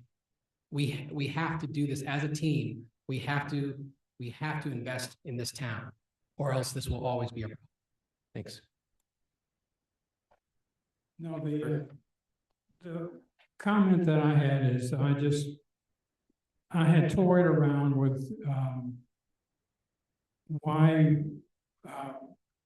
we went this year in 2025, and we had to make a difference we had to make a adjustment in we had to take money out of our reserves to pay for last year's budget. My question is how painful that was to the city, and if we have the ability to not hit the tax rate as high, and just pay more at the end of the year and continue. I understand if this keeps the problem going, but we're not saving any, we're not adding to our reserves by taking too much. That's my concern. It's a concern or question, sir? I started out with a question. And as a city manager, my feedback will be for how long, how many years you can rely on reserves every single time when you don't have the expected revenue, you're supposed to rely on the reserves. Because the purpose for the reserves is number one, to make sure you have enough funding to cover operations for 5 to 6 months in a moment of crisis, or to carry out the entire year, because our fiscal year is January to December, and we kind of rely on the reserves, but also reserves that are available, supposed to go to the Georgia Fund 1, for example, so we can get some interest or maybe purchase some property. So if we're keeping the reserves only to balance right now the budget because we did not increase the millage rate, how many more years we can rely on the reserves right now? But I do support Councilmember Mariano's with the statement and idea we need to focus on increasing residential businesses, more businesses, and kind of development within the area. So we can diversify the revenue so we don't rely on one single source, property taxes.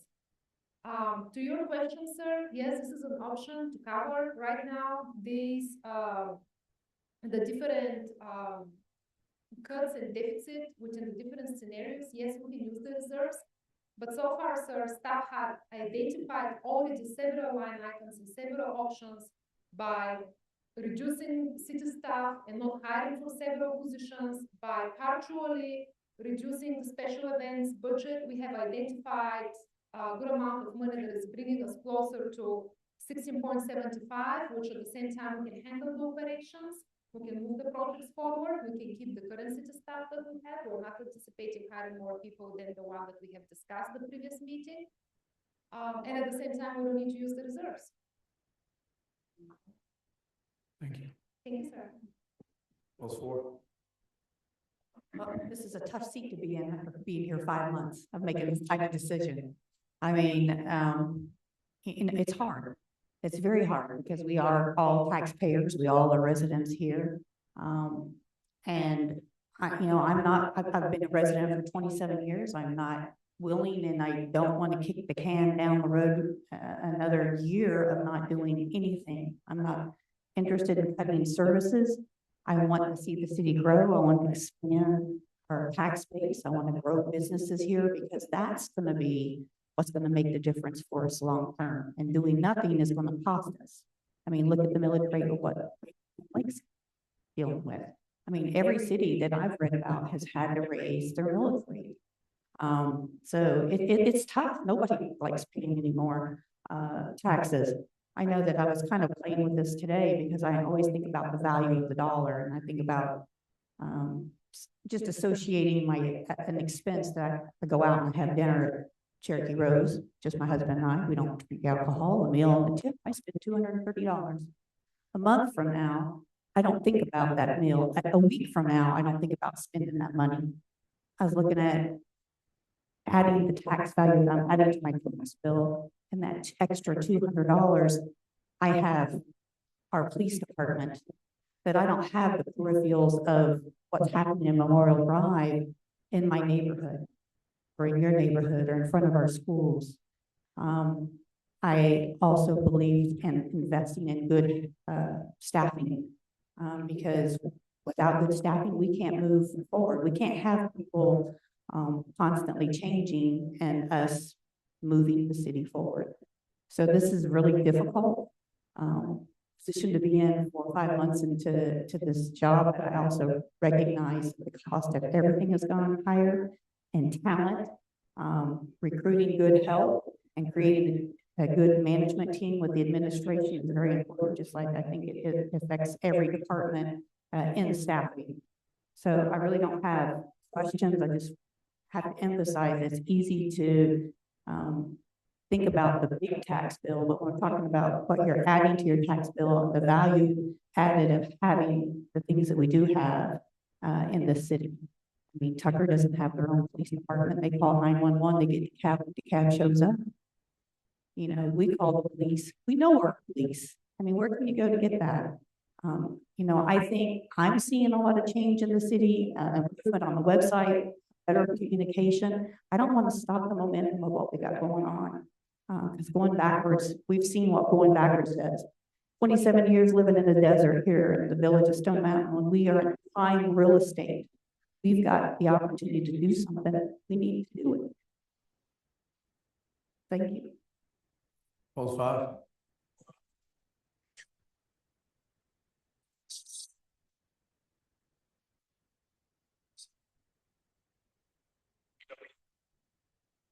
Veterans are about $5.5 million. Meaning we have overtaxed our citizens for the last few years. And I believe there's more expenses that can be cut. I believe there's more revenues that can be had through getting our tax digest under control, getting those who are using homestead exemptions that they don't qualify for, and other things. I don't know if we've looked at revenues enough to raise taxes on our citizens. So although I believe an increased millage rate is necessary, I believe that our reserves and our past taxes that have been paid by our citizens can absorb some of this. So the 16.75 is high to me, and I believe more in the 16.25. I'll leave it at that. Post 6. Yes, first I'd like to thank the staff for what you've done. And thank you for the statement you made, Councilmember Bass. I've been getting a lot of calls, a lot of bad feedback about this. I knew running this election, I ain't promised nobody lower no taxes, so what was said the last time, I ain't promised nobody because I knew I couldn't do that. But just to let you know, I'm a citizen too. Yes, 17.5. In my mind, I'm like, oh my God, it's high. But I know the millage rate has to go up in order for us to maintain the staff that we do have. And the staff is leaving, they can go anywhere and make the type of money that they should. But I thank the staff that is here, toughing it out with the city. I don't want to see anybody lose their job, especially our staff. I don't want to walk in City Hall and stand for an hour waiting on somebody to come to the window just to wait on me. I don't want to have to call for 911 because somebody's breaking in my neighbor's house and nobody never shows up. That's what's going to happen if you start cutting the staff. So I do thank you, Michelle, for going back over the numbers. In my mind, like I said, I knew the millage rate had to go up, but in my heart, no, I didn't want 17. Got 3 homes I'm paying taxes on. Retired. And the city don't give me enough money. So it's hard, and it's hard on everybody, but I know every year my taxes are coming, regardless of the amount, it's coming. So I've learned to save a little. And now it's even harder because I got another house that I'm having to pay taxes on. But overall, I do pray that God will guide me and lead me every time I sit in this chair to make the right decisions for our citizens. Because I too am for the entire city. I'm not a Shermantown councilwoman. I'm a City of Stone Mountain councilwoman because Shermantown didn't put me in office. I'm for the entire city, whether they voted for me or not. No, all of our decisions, I understand, are not gonna be the decisions that you wanna hear.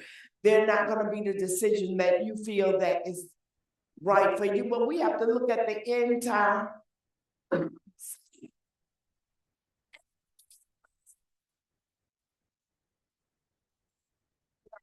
staff, for what you've done in making some more adjustments. Yes, we do have papers. It wasn't public to the public, but council and mayor, we do have papers where it was cut.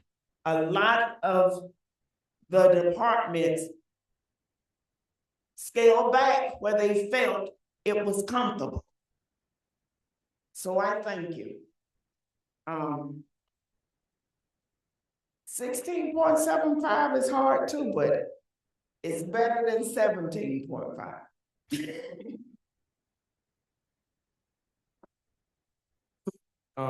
So I have a couple of questions and a few comments. So one question, based on the recommended adjustments to the budget, there will need to be a budget amendment once the millage rate is adopted, correct? Yes. Okay. So that's that. Couple of comments that I just want to make sure everybody's clear of. You know, some people say their taxes went up, but I talked to a lot of people who property values went down. And so just in the regular math equation, if we have a city that's 93% relied on residential property taxes, and the majority of your city property values went down, immediately that's less revenue coming to the city. So we have to figure out how to adjust that line. Services didn't change. The same level of services happened, but property values went down.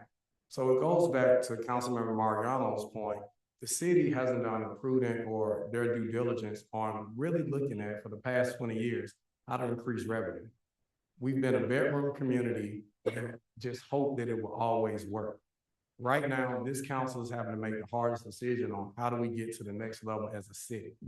Because if property values went down, that means your city was declining. You had nothing that was picking your city up. You had no increase of revenue, no increase of development, no increase of things like other cities are doing, like Avondale, who just added $87 million to their tax charges. So their conversation is a lot different than the city of Stone Mountain right now. So we have to really look at that and focus. And I do commend staff and the finance team, because we're initially proposing a 10% increase. To land at 5% increase, half of what was being proposed, less than a millage rate, I think is impressive. Council, I commend you all for coming and doing extra meetings to try to figure this out. Staff was here with us doing those extra meetings, and I commend the public for being vocal and letting us know kind of where you were, because we all did this together. As we start to talk about staff, and I want to commend our staff for wearing multiple hats. That's what a lot of people do not see. One position that I believe was eliminated was our HR position. But guess who's doing our HR? Our city clerk. And so we have people that are coming in working tireless days, sun up to sundown, to wear two hats to provide services for the city, because they believe in where we're going as a city, they believe in this council, and they believe in this community.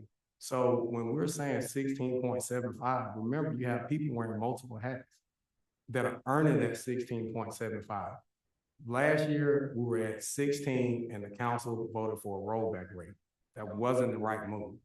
Because what we're having to do now, if we look at this 16.75, is try to put us in a situation where we don't have to raise the millage rate in 2027. Because our staff basically told us, look, this is a sustainable budget. Positions that we're not going to fill in 2027, we're not adding them, but things that we need, we're going to make sure they're there.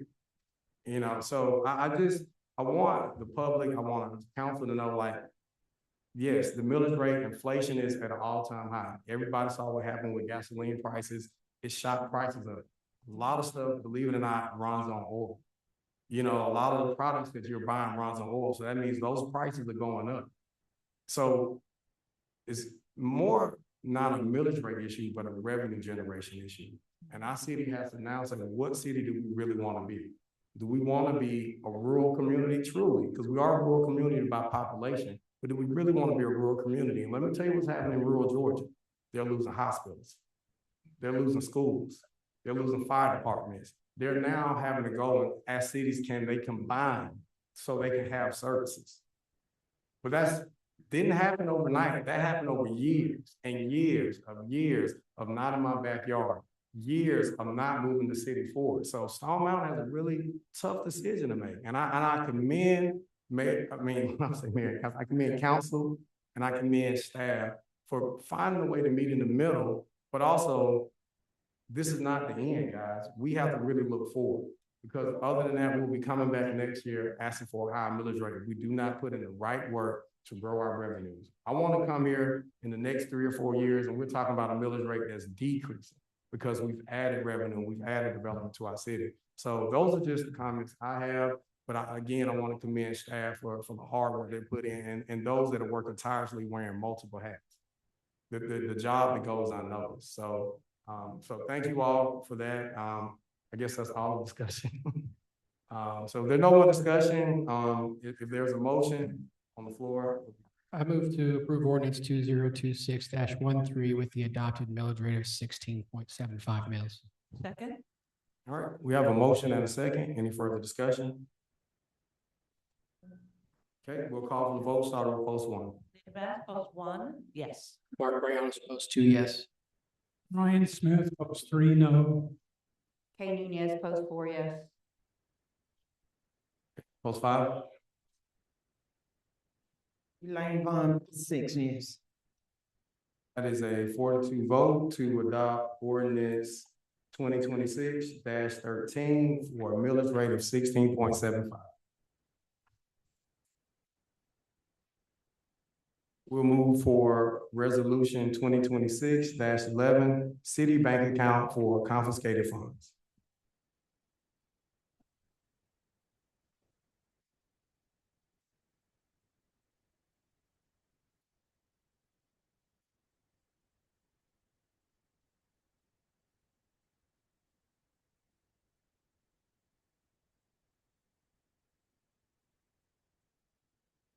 One more time.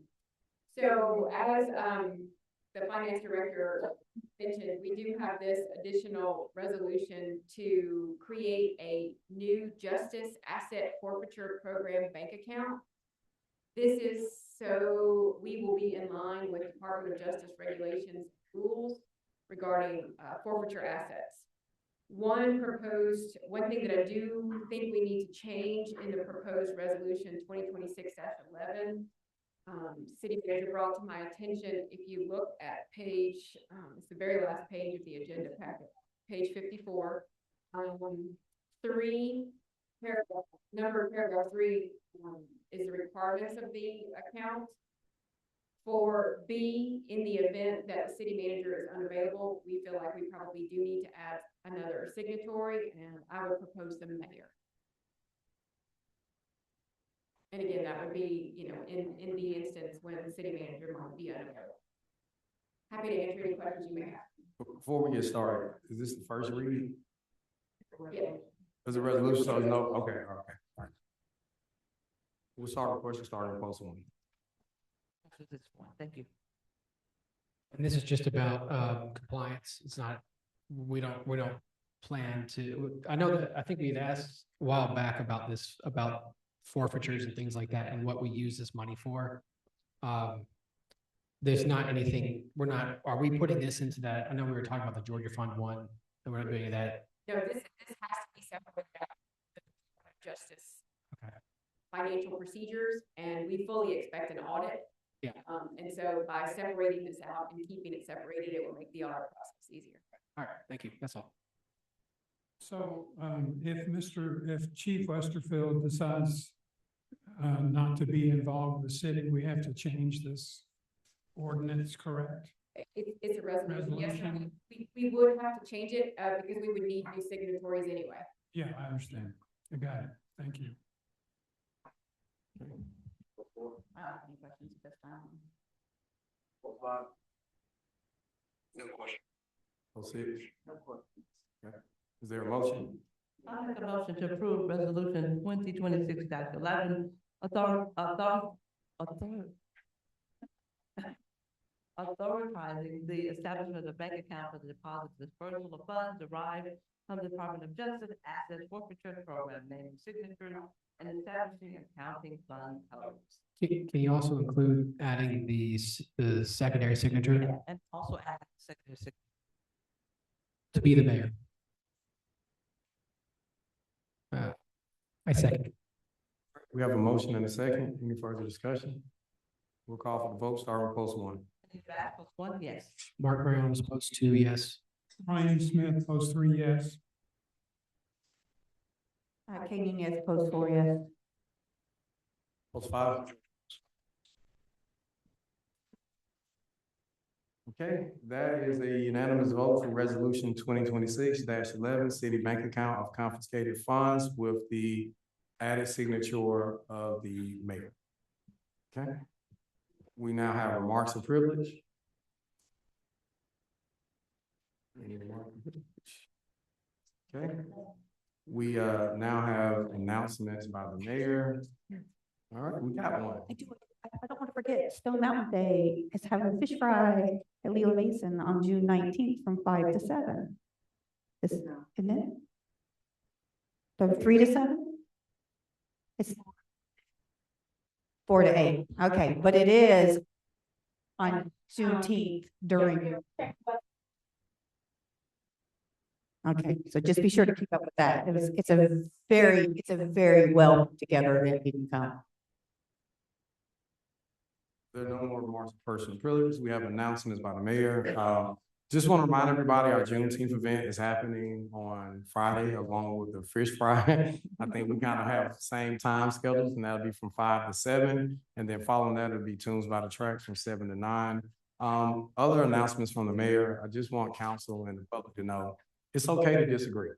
It is okay to disagree, and that's part of having good debate on council and having a strong council.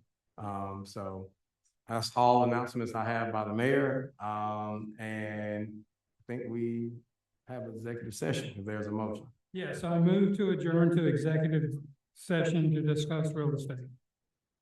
Second. All right, there's a motion and second. Any further discussion? All in favor?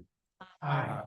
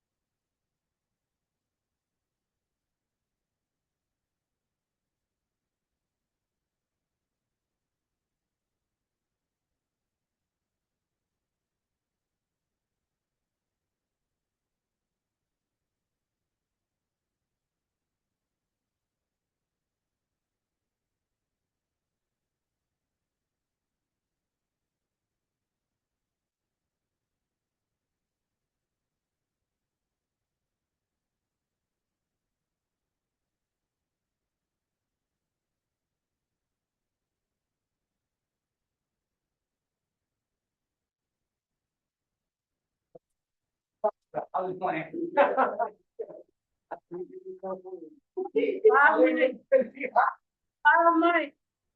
Oh, yeah.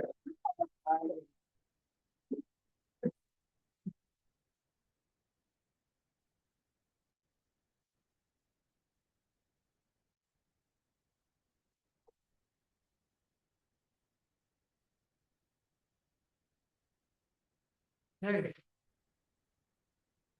So I would move to adjourn the executive session where we discuss real estate and litigation.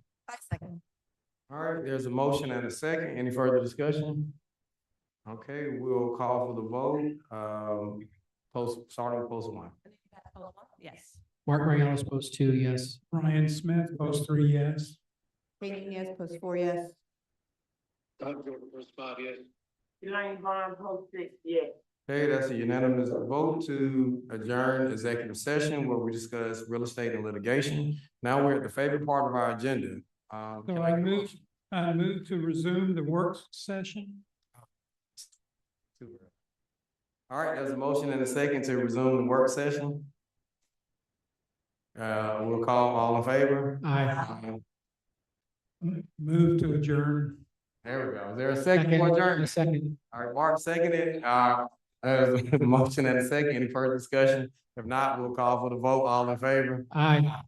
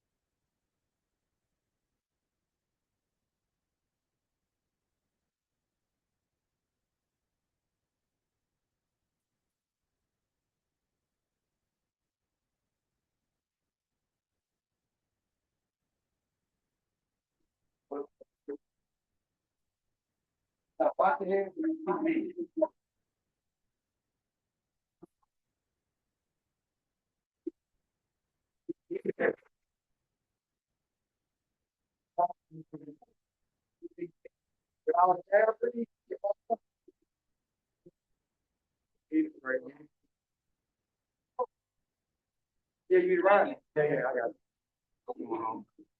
That was always made for me. Well,